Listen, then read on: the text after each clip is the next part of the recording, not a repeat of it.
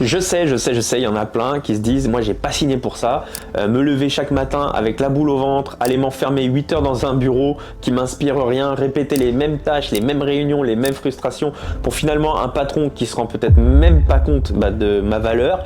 Tu te lèves, tu bosses, tu rentres, tu dors, tu recommences le fameux métro boulot dodo et finalement t'en peux plus de ton job alors que tu as des idées plein la tête, t'aimerais lancer ton propre business mais le soir t'es crevé, le week-end t'as juste envie de souffler et si t'as un CDI 35 heures par semaine et t'as des trajets, des obligations, une famille et que t'as même pas l'énergie pour finir ta journée, souvent qu'est-ce qui se passe? Les mois passent, rien change et le problème finalement c'est pas l'envie, c'est de te dire comment. Eh bien comment je fais pour lancer un truc solide sans cramer ma santé, ma famille, saboter ma stabilité, comment bien m'organiser pour lancer en parallèle de mon CDI un vrai business. Et c'est exactement ce qu'on va voir dans cette vidéo. Reste bien jusqu'à la fin parce que tu vas voir, t'as pas besoin de plus de temps, tu as besoin d'un plan.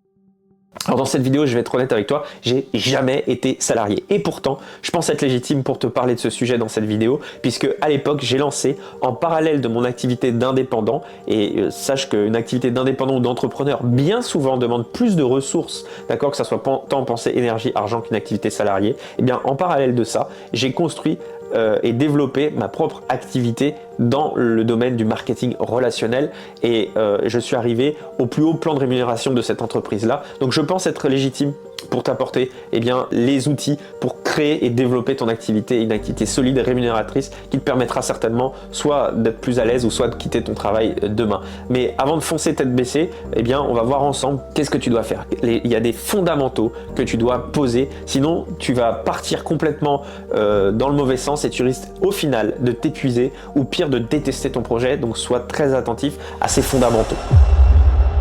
Le premier fondamental, c'est que d'abord, il faut que tu saches pourquoi tu fais ça. Et là, je te parle pas du pourquoi, pour être libre, pour kiffer mes journées au bord de la plage. Non, je te parle d'un vrai pourquoi. Un truc viscéral qui va être avec une raison à la fois matérielle et une raison à la fois spirituel dans le sens en quoi ça va changer la vie des gens qui t'entourent. Un truc qui fait que quand tu vas être dans les moments compliqués où tu n'auras pas de résultats, pas de like, pas de force, etc. Parce que les moments de doute, tu vas en avoir. Ok, si tu as choisi d'être entrepreneur, c'est que tu n'as pas choisi le chemin de la facilité, tu as choisi de faire face à des problèmes, c'est normal, mais que quand ils vont venir, ton seul carburant, ça va être ton pourquoi, ta clarté dans ta vision. C'est la première chose qu'on faisait en marketing relationnel. Donc demande-toi pourquoi je veux ce changement. Qu'est-ce que tu n'as plus envie de vivre? Qu'est-ce que tu es prêt à faire pour sortir de ta situation? Ça, c'est le premier point. Le deuxième point, ensuite, ça va être de construire ton environnement, d'avoir un environnement favorable, ok? Parce que tu peux être motivé, inspiré, plein d'idées, etc.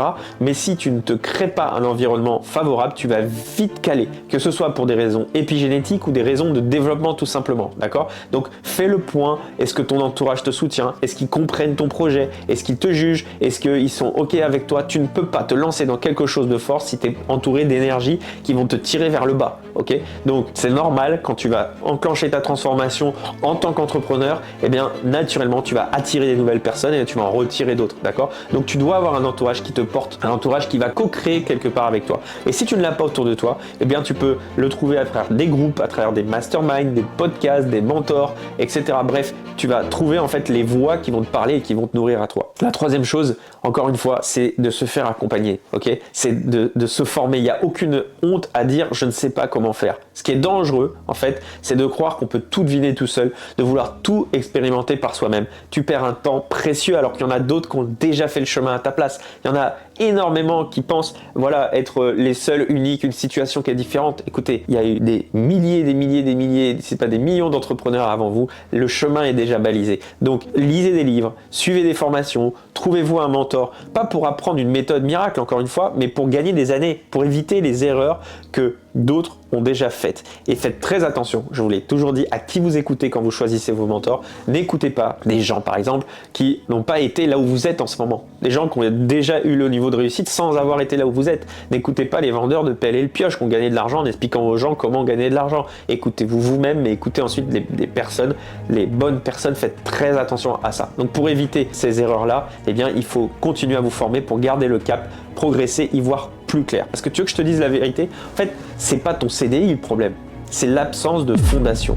Si tu construis un projet avec de la fatigue, de la peur, pas de structure, ça va pas te libérer, ça va t'écraser. Alors que si tu prends le temps dès maintenant de poser les bons piliers, tu vas construire quelque chose sur des bonnes fondations, quelque chose qui tient. Même si tu n'as qu'une heure par jour, même si tu es crevé, même si tu as peur, tu crois que si tu n'avances pas, c'est parce que tu n'as pas assez de temps, mais en vrai, c'est pas une question de temps. Et j'étais formateur en méthodologie de productivité et je sais de quoi je parle. C'est juste une question de rôle. Parce qu'aujourd'hui, tu es salarié et tout ton quotidien, toute ta structure mentale, elle est faite pour exécuter. Tu fais ce qu'on te dit, tu as des horaires, tu as des consignes, tu as un cadre, d'accord? Mais quand tu veux lancer ton propre business, tu ne peux pas fonctionner comme ça. Tu dois prendre des décisions, tu dois organiser, tu dois exécuter. Et ça, il n'y a personne qui t'a appris à le faire et je le comprends, d'accord? Donc forcément, tu vas t'épuiser, tu vas tourner en rond, tu vas pas savoir par où commencer. Et finalement, le modèle, le schéma qu'on a quand on est salarié, on ne peut pas le reproduire en tant qu'entrepreneur. Donc, tu dois avoir une organisation, un rôle et des postures en béton. Et c'est exactement ce qu'on va voir dès maintenant.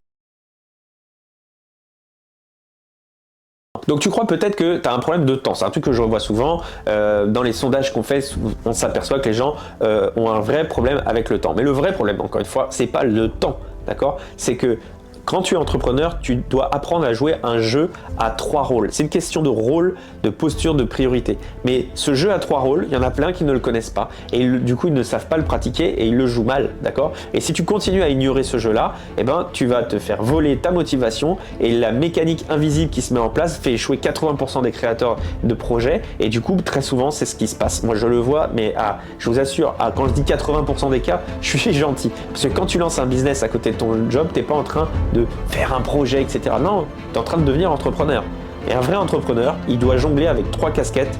Et ça, je vais te les donner dès maintenant. La première casquette, c'est celle du président. C'est celle qui voit loin, d'accord, qui donne la vision. C'est lui qui décide le pourquoi, l'orientation. Toi, comme en fait, quand tu te lances à ton compte au début, tu es à la fois le président de ton entreprise, à la fois le dirigeant de ton entreprise, en tout cas le manager de l'entreprise, et tu es à la fois celui qui exécute. Tu es les 3. Eh bien, quand tu mets ta casquette de président, ça c'est une fois tous les 6 mois, tu vas décider de ton pourquoi, de ta vision, où tu veux aller, etc. Sans ce président intérieur, en fait, tu sais pas pourquoi tu te lèves, tu sais pas pourquoi tu bosses. Donc, il y a un temps pour prendre ta casquette de président et décider où tu vas. Ensuite, une fois que tu as décidé de la direction où tu vas mettre ta casquette de manager. Et ça, c'est toutes les semaines ou toutes les deux semaines en fonction de ta fréquence. Qu'est-ce qui fait le manager en toi ou que fait le manager dans une entreprise? C'est celui qui va transformer la vision, d'accord, en plan d'action. Eh bien, quand tu vas décomposer en objectifs, tu dis ok, aujourd'hui ou cette semaine on va faire ça, on va faire comme ça, on va comme ça, on va décider de faire de l'acquisition via tel ou tel canal. Eh bien là, tu es dans ta casquette de manager. Et ça, tu dois prendre ce temps-là une fois par semaine ou une fois toutes les 2 semaines. Et la troisième casquette, c'est celle de l'exécutant. Et là, écoutez-moi bien, c'est très important de comprendre que l'exécutant, il exécute. Tu mets les œillères, d'accord, et tu fais. Tu fais ce que le manager en toi a dit de faire. Et donc, il y a un temps pour penser en mode manager, un temps pour penser en mode président, et tout le reste du temps, c'est exécution, exécution, exécution, sans se remettre en question. Parce que l'erreur que je vois, donc maintenant que tu connais ces 3 postures, l'erreur que je vois, c'est que trop de personnes switchent comme ça d'un chapeau à l'autre sans arrêt. C'est-à-dire que je vois des personnes, ils mettent leur casquette de président, ils décident, ils mettent leur casquette de manager, ils organisent, ils mettent leur casquette d'exécutant, ils exécutent. Mais tu sais ce qui se passe? Ils exécutent 2 jours, 3 jours, 1 semaine, puis après tout de suite, ils remettent leur casquette de manager, puis ils disent ah non, en fait Facebook c'est pas le top, je vais faire YouTube. Donc hop, ils rechangent, ils exécutent, puis au bout de 2-3 jours, hop, ah bah non en fait YouTube ça va pas, ça donne pas les résultats que je veux, eh ben, je vais faire de la téléprospection. Bon là je vous donne des exemples d'acquisition, hein, mais ça marche pour tous les sujets. Et puis au bout d'un mois, 2 mois, 3 mois, eh ben hop, ils mettent leur casquette de président, ils disent bah non finalement en fait ça marche pas, et je vais pas faire ça, je vais pas lancer telle ou telle activité. Je vois ça tout le temps. Tout le temps. Alors que si vous mettez votre casquette de président, vous savez que vous avez un horizon de 6 mois ou d'1 an, vous ne vous interdisez de remettre en question, vous vous interdisez de remettre votre casquette de président tous les 4 matins, eh bien vous vous focussez, allez, manager toutes les semaines, toutes les 2 semaines, et vous faites le point toutes les semaines, toutes les 2 semaines pour réorganiser en tant que manager. Mais vous exécutez tous les jours sans vous poser la question est-ce que vous êtes en train de bien faire, est-ce que c'est la bonne chose, etc. Sinon, imaginez-vous une entreprise où le président changerait d'avis tous les 4 matins, le manager pareil, et bah, les exécutants ils savent plus ce qu'ils sont en train de faire, d'accord? Pourquoi une entreprise fonctionne bien? Parce que la personne qui exécute, on lui demande pas de réfléchir, on lui demande d'exécuter, d'accord? La personne qui manage, on lui demande pas d'exécuter, on lui demande de manager. Le président, on lui demande pas d'exécuter, on lui demande de prendre les décisions de direction et d'orientation. Ben, quand vous vous lancez, vous êtes dans les trois postures. Donc comprenez bien que vous ne devez pas répondre à des urgences, vous exécutez, vous agitez comme ça, etc. Vous devez comprendre, il y a trois postures et les prendre au bon moment. Ok, c'est hyper important que tu comprennes ça. Parce que ceux qui ne comprennent pas ça, ils passent leur temps en fait à s'éparpiller et en fait ils se frustrent, ils se démotivent, ils abandonnent. Et c'est pour ça que tu dois comprendre une règle simple. Ok, pareil en organisation, on gère pas son temps, on gère ses priorités. Et la priorité des priorités, je pense que tu connais ce cadran avec les choses qui sont pas importantes, pas urgent, urgent, pas important, etc. Eh bien, souvent on dit oui, il faut faire en premier ce qui est urgent et important. C'est faux. Vous devez faire en premier ce qui est pas urgent, mais important. C'est ça que vous devez faire en premier. Alors je vais vous donner un exemple. Quelqu'un qui veut arrêter de fumer. Arrêter de fumer, c'est important. En effet, je pense que ça, il n'y a pas de débat là-dessus. Mais c'est pas urgent. Je veux dire, il peut arrêter de fumer demain ou après-demain, ou voilà, il va pas, sur le papier, il n'est pas censé attraper le cancer du jour au lendemain. Sauf qu'à un moment, donc il prend la décision de continuer, sauf qu'à un moment, eh bien, arrêter de fumer sera important, mais trop tard. Et ça, voilà. Et c'est pareil dans la vie, si dans votre projet de vie, votre casquette, je sais pas, de président, c'est profiter de vos enfants, etc. Bah, à la fin, si vous avez du travail ou profiter de vos enfants, vous allez prendre la décision, bah, le travail, parce que c'est important et urgent, il faut que je rentre ce dossier demain, alors que profiter de son enfant, bah, c'est important, mais c'est pas urgent, je peux le faire plus tard. Mais sauf qu'un jour, votre enfant est grandi et ça, c'est important et trop tard. Donc, mettez toujours en premier les tâches qui sont importantes, mais pas urgentes. Dans votre business, vous devez toujours prendre les tâches importantes, pas urgentes, parce qu'un jour, elles deviendront importantes et trop tard. D'accord? Donc, arrêtez de jouer au pompier et de vouloir éteindre tous les feux tous les 4 matins. D'accord? Oubliez ça. Faites les choses importante pour votre business. C'est le principe des grosses pierres. Vous connaissez cette histoire, le professeur qui prend un bocal, d'accord, il met des grosses pierres à l'intérieur, il demande à ses élèves est-ce que le bocal est plein? Tout le monde dit oui, il prend alors des petits graviers, il va les mettre dedans, clac clac clac, il dit est-ce que le bocal est plein? Les élèves vont dire oui, puis après il va prendre du sable, il fait tomber le sable, est-ce que le bocal est plein? Non, et ensuite il va prendre de l'eau et là il va remplir complètement le bocal. Et bien ça c'est pareil dans votre journée, vous devez commencer par remplir vos journées, par les grosses pierres, c'est-à-dire remplir vos journées par les choses qui sont importantes mais pas urgentes dans votre business, ce qui est vraiment important, ok? Ensuite, vous devez faire les tâches importantes et urgentes, c'est le petit gravier, et ainsi de suite pour finir par les tâches pas importantes, pas urgentes. Parce que si vous faites l'inverse, vous mettez de l'eau, pour reprendre la métaphore, vous mettez de l'eau, vous mettez du sable, vous mettez des graviers, vous mettez les grosses pierres, ça va déborder. Donc vous voyez que c'est pas une question de temps, c'est une question de priorité. Et souvent les priorités, on les met au mauvais endroit parce qu'on va faire les mauvaises actions et on va pas prioriser ce qui est important mais pas urgent. Donc faites très attention à ça. Et donc cette notion important, pas urgent, urgent, pas important, elle est fondamentale. Maintenant, la question, comment je fais pour reconnaître ces actions? Écoutez, de façon générale, vous devriez faire des choses qui sont des actions d'accomplissement et pas des actions d'activité. Je reviendrai dans une vidéo spécifiquement là-dessus, mais retenez que les actions d'activité sont les actions dans lesquelles vous pouvez échouer. Ces actions dans lesquelles vous pouvez vous planter. Alors que les actions d'activité, c'est les actions où on ne peut pas se planter.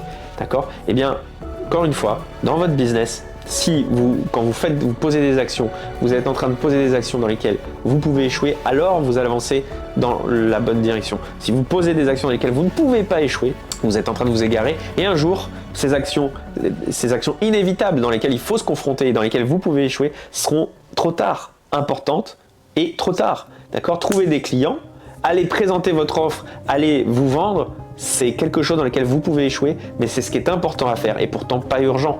Et tu vois, alors peut-être que cette première action de chose qui est important mais pas urgent, c'est de prendre un appel stratégique avec moi. Je propose à tous ceux qui regardent cette vidéo de prendre un appel personnellement avec vous pendant 45 minutes. Et peut-être que tu vas pas en tenir compte parce que tu vois, c'est important, parce que tu sais que tu as des choses à changer, mais c'est pas urgent. Tu te dis ouais, je prendrai peut-être un appel la semaine prochaine ou dans 2 semaines ou quand j'aurai vu. Mais sauf qu'un jour ça sera important et trop tard, d'accord? Parce que ça sera trop tard pour ton business, parce que il y en aura d'autres qui auront saisi l'opportunité et du coup on sera allé de l'avant. Donc encore une fois, pose les actions importantes et pas urgentes. On peut activer, tu vas ressortir de là avec clarté, avec un plan, avec une direction et surtout avec de l'énergie que tu vas pouvoir remettre en mouvement. Ok? Donc fais le pas dans 3 mois, fais-le maintenant. Et si tu es encore là, tu sais que tu as besoin de ce déclic. Donc clique sur le lien et viens prendre rendez-vous avec moi. Je te dis à tout de suite. Alors enfin, la dernière chose à te partager, si tu veux lancer un business à côté de ton CDI, c'est oublie les to-do list à rallonge, ok? On vient de voir ensemble ce qu'il faut faire. Oublie les totems de motivation du jour si tu veux vraiment que ton projet décolle, sans cramer ton énergie, sans t'éparpiller, etc. Surtout sans t'auto-saboter, tu dois passer et comprendre les 4 étapes de la réussite. Ces 4 étapes, elles ne sont pas facultatives et toutes les personnes qui ont réussi sont passés par ces 4 étapes. Elles sont structurelles et sans eux, tu peux avancer 3 mois et t'écrouler en fait au 4e par exemple. Okay, donc on va les reprendre ensemble une par une et tu vas vite comprendre pourquoi elles font toute la différence. La première étape, c'est de s'autoriser. D'accord? Tu dois t'autoriser à te voir réussir, t'autoriser à te voir générer tes propres revenus quand tu vas avoir créé ton job, etc. La question, c'est pas est-ce que j'ai envie, est-ce que... Hein, non, c'est est-ce que tu t'autorises vraiment. Et je parle pas d'un fantasme dans ta tête que tu as le dimanche soir, hein. Je te parle d'un vrai shift identitaire. Tu dois commencer à te voir autrement, tu dois commencer à voir une personne plus libre, une personne qui reçoit, une personne voilà, qui a le résultat qu'elle veut. Bref, tu dois pas espérer que ça marche, tu dois te voir en train de gérer ton business qui est en train de fonctionner. Tu dois t'autoriser. Sinon, ton corps et ton subconscient ne va pas intégrer et digérer cette nouvelle identité. Donc la première étape, tu t'autorises, d'accord? Tu te vois dans le film et tu t'autorises. La deuxième étape, c'est l'attraction, c'est un peu l'énergie yin. Donc dans cette deuxième étape d'attraction, eh bien, c'est là où tu vas commencer à rentrer dans le vrai game et ce game-là, il est énergétique. Oui, 75% de ton succès repose sur ton état intérieur. Dans cette phase, tu vas activer ton potentiel électromagnétique, d'accord? Parce que 75% de la réussite est interne. Elle est déclenchée par ce que tu vis à l'intérieur. Elle est déclenchée non pas par les actions que tu fais, mais par la façon et l'énergie dans laquelle tu poses tes actions. Et plus ton PMA, ton potentiel électromagnétique va augmenter, plus tu vas attirer à toi des personnes, des situations, des circonstances et déclencher ainsi un momentum. Donc ne mets pas de deadline, ne mets pas de pression que ça, passe juste dans la deuxième étape à l'attraction, ok, pour maintenir un PMA élevé et te créer à toi en fait la chance. Tu crées tout simplement le risque de la chance, d'accord? Ce feu il va venir nourrir à la fois eh bien, quelque part une foi absolue en ce que tu fais, donc le doute sera plus possible et surtout un magnétisme, d'accord, élevé qui fait que tu vas attirer à toi des choses juste extraordinaires. Donc te demande pas pourquoi il y en a qui ont de la chance, d'autres qui n'ont pas, c'est qu'il y en a qui déclenchent cette énergie d'attraction et d'autres pas. Voyons maintenant la troisième étape. La troisième étape, c'est d'assumer. C'est de prendre la responsabilité de payer le prix en termes de temps, pensée, énergie, argent, d'accepter l'opportunité, d'accord, en étant à 8 sur 10 minimum de bien-être quand vous voyez en train de payer le prix, d'accord. Grant Cardone a bien vulgarisé ça, ok. On doit multiplier par 10 le prix qu'on imagine payer, le temps, les pensées, l'énergie, les efforts que ça va demander. Eh bien, quand vous avez votre projet, vous savez que vous allez vous demander du temps, ou de l'argent, ou des pensées, ou de l'énergie. Quand vous voyez, vous imaginez en train de payer le prix, eh bien vous devez vous sentir à 8 sur 10 sur une échelle de bien-être. Vous devez être bien quand vous imaginez en train de payer le prix. Sinon, ça va pas le faire, ça va pas fonctionner. Donc vous pouvez comprendre que si vous voulez avoir les choses que d'autres n'ont pas, il va falloir faire des choses que les autres ne sont pas prêts à faire. Et ça demande un prix. Donc vous devez vraiment être dans cette dynamique d'assumer et de prendre la responsabilité d'être OK quand vous voyez le prix à payer. OK, il faut assumer le prix.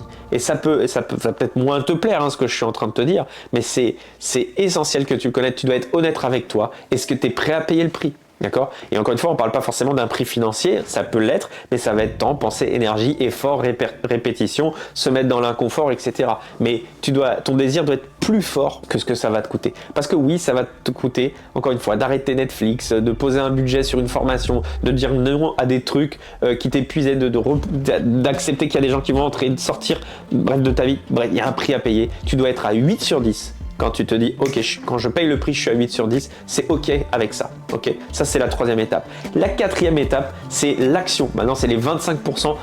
On va passer à l'action, mais dans une dynamique, en étant aligné. Vos pensées, votre corps, votre subconscient est aligné dans une énergie de persévérance, d'excitation, de détermination et de gratitude. Et c'est là où vous allez pouvoir à vous associer avec d'autres personnes, attirer, manifester des choses et là vous allez voir en fait que vos actions, quand vous passez à l'action dans la bonne posture, avec le bon alignement, vous vous êtes autorisé, vous avez visualisé votre objectif, vous avez assumé le prix, les choses bougent, vos actions n'ont pas la même portée, ok? Donc encore une fois, il y a une façon de le faire, il y a une façon de passer à l'action, une façon de passer à l'action en mode alpha, pas en mode panique, pas dans la frénésie, pas dans le « allez, je teste un peu tout et puis on verra bien ». Non, tu passes à l'action, vraiment tu déclenches cette énergie yang qui vient équilibrer l'énergie yin, c'est-à-dire qu'on est dans une énergie pénétrante, de persévérance, d'enthousiasme, de détermination, de gratitude en étant aligné. Et là, tu n'as pas besoin de faire une centaine de choses. Tu n'as pas besoin d'être parfait, tu vas faire les 20-80 pour obtenir les résultats que tu veux grâce à tes actions. Ok, donc ça, tu dois le comprendre. Il y a des façons d'accélérer, j'en parle dans d'autres vidéos. Il y a des façons d'accélérer les façons dont tu poses tes actions. Notamment une, c'est de s'associer, ok, de s'entourer de personnes qui vont t'aider à manifester le résultat. Et ça peut être un coach, un mentor, un cercle, un binôme. Bref, quand tu vas te connecter aux autres, qui sont avec une énergie plus haute, quand tu vas élever l'œil de ton groupe, j'en ai déjà parlé dans une autre vidéo, les choses vont changer. Et cette personne, ça peut être, peut-être que ça peut être moi. Donc prends un appel avec moi en cliquant dans le lien qui est dans la description. Parce que si tu es encore là, c'est que tu es prêt. C'est le bon moment, c'est maintenant. Alors à bientôt. Ciao.